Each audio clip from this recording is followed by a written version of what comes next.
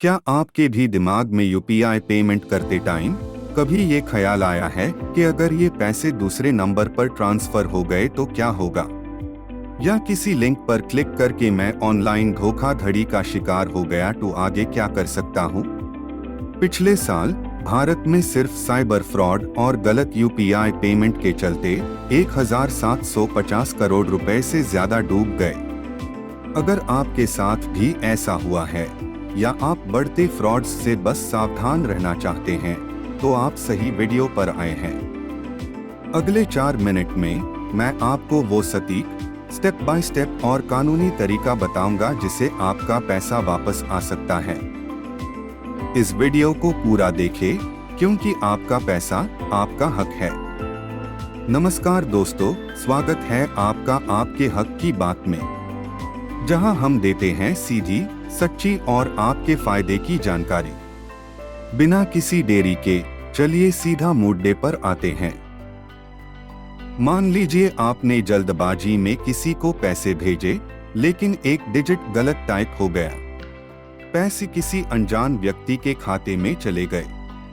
ये हम में से किसी के साथ भी हो सकता है। ऐसे में पहला कदम क्या होना चाहिए? आरबीआई की गाइडलाइंस साफ कहती है कि अगर आपने गलती से पैसे भेजे हैं तो तुरंत अपने बैंक को सूचित करें। सबसे पहले जिस ऐप से पेमेंट किया है उसके हेल्प एंड सपोर्ट सेक्शन में जाकर शिकायत दर्ज करें। कंप्लेंट रेफरेंस नंबर को संभाल कर रखें।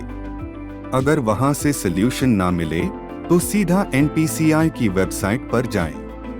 डिस्प्यूट रिड्रेसल मैकेनिज्म में जाकर अपनी शिकायत incorrectly transferred to another account select करके सबमिट करें।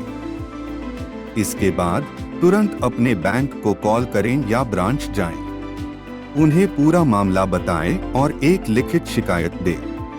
नियम के अनुसार बिना उस अनजान व्यक्ति की अनुमति के बैंक सीधा पैसे वापस नहीं खींच सकता, लेकिन आपका बैंक उस व्यक्ति के बैंक से संपर्क करेगा और पैसा लौटाने का दबाव बनाएगा। अब आते हैं दूसरे और सबसे खतरनाक मामले पर, साइबर फ्रॉड। मान लीजिए आपके पास टेक्स्ट मैसेज आया कि बिजली का बिल बकाया है, अगर तुरंत नहीं भरा तो कनेक्शन कट कर दी जाएगी। आपने जल्दी से लिंक पर क्लिक किया और मिनट्स में अकाउंट खाली। अगर आपके साथ ऐसा धोखा हुआ है तो अपने आप को शांत रखिए और इन स्टेप्स को तुरंत फॉलो कीजिए। फ्रॉड होने के पहले 24 घंटे गोल्डन आवर कहलाते हैं। तुरंत अपने फोन से 1930 डायल करें। ये गृह मंत्रालय के official cyber crime helpline number है। उन्हें अपना नाम, खाता नंबर और फ्रॉड का समय बताएं। वो तुरंत आपके पैसे को जिस भी खाते में गया है वहां होल्ड करवा देंगे। पैसा होल्ड हो गया मतलब आपके पैसे वापस मिलने के चांसेस बहुत बढ़ जाते हैं। कॉल करने के बाद आपको 24 घंटे के अंदर cybercrime.gov.in पर जाकर अपनी शिकायत रजिस्टर करनी होगी। ये बहुत जरूरी है। वहां सारी डिटेल्स भरे और जो एक्नॉलेजमेंट नंबर मिलेगा उसे अपने बैंक को दे। आरबीआई के नियमानुसार अगर आप 3 दिन के अंदर बैंक को रिपोर्ट करते हैं तो आपकी कोई जिम्मेदारी नहीं होती। इसे जीरो लायबिलिटी कहते हैं। बैंक को आपको पूरे पैसे वापस करने की जिम्मेदारी लेनी होगी। कई बार बैंक आपकी मदद करने में लापरवाही करते हैं।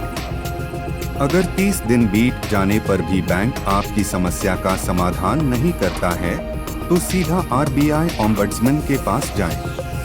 cms.rbi.org.in पर ऑनलाइन शिकायत दर्ज करें। ये बिल्कुल फ्री है और आरबीआई खुद उस बैंक से जवाब मांगेगा। चलिए 30 सेकंड में सब रिकैप करते हैं। फ्रॉड होने के 24 घंटे के अंदर यानी गोल्डन आवर में 1930 पर कॉल करें।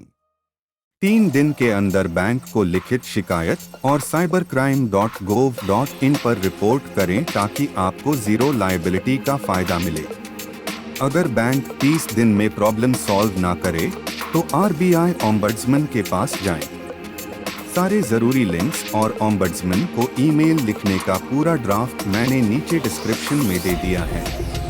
अगर आपका कोई भी सवाल है तो कमेंट्स में पूछे, मैं उसका जवाब जरूर दूंगा। अगर आपने कभी कोई लोन सेटल किया है बट फिर भी किसी रीजंस के वजह से आपका सिबिल स्कोर खराब हो गया है जिसे आपको नया लोन नहीं मिल रहा, तो हमारा अगला वीडियो आपके लिए है। अगले एपिसोड में मैं आपको बताऊंगा आपके सिबिल रिपोर्ट से नेगेटिव सेटलमेंट हटाने की सीक्रेट स्ट्रैटेजी। वो वीडियो मिस मत करना, वो आपको बड़े प्रॉब्लम्स से बचा सकता है। ऐसे ही कड़वे सच और आपके हक की असली जानकारी सबसे पहले पाने के लिए अभी आपके हक की बात को सब्सक्राइब करें और नोटिफिकेशन बेल को क्लिक करें एंड ऑल नोटिफिकेशंस सेट करें। आज के लिए बस इतना ही। जागरूक रहे, सुरक्षित रहे और देखते रहे आपके हक की बात। धन्यवाद।